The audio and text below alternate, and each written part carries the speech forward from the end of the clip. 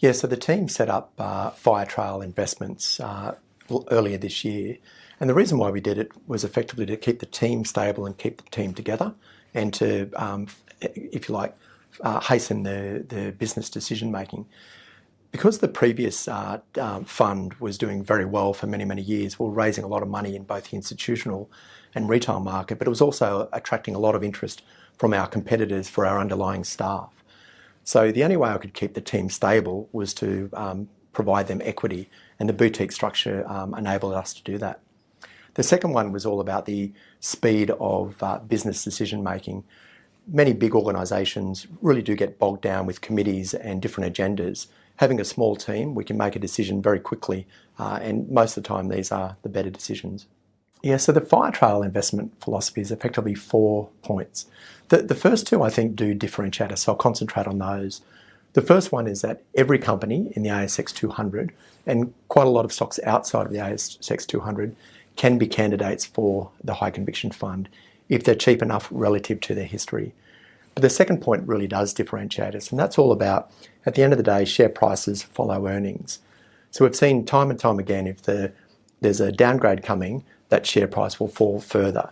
So yes, we want to buy a company that is cheap versus its history, but we'll wait till there's earnings certainty there. So we'll wait till we've got a clear line of sight for solid earnings.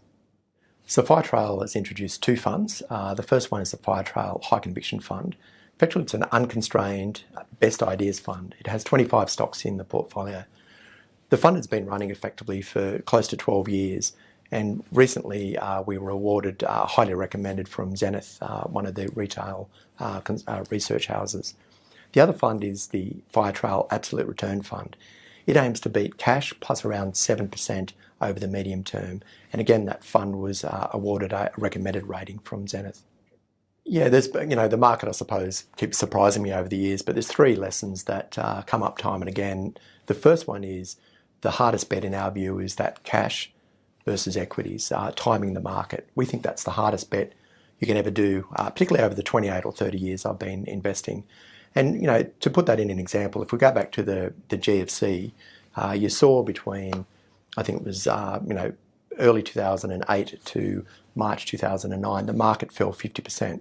So we would have loved to have been out of equities into cash at that point. But if you missed the timing, the market uplift from April 2009 to the end of the year, you would have actually underperformed by 60%. So if you can time the market within a week, you should do it. We don't have that skill, so we are generally fully invested. The second one is really, if you've done the research and the market is moving against you on a particular stock, but you've done the research, stick to your guns and eventually things will turn around for the positive. And I think the final one is, if you make a mistake, move on very quickly. If in doubt, get out as quick as you can.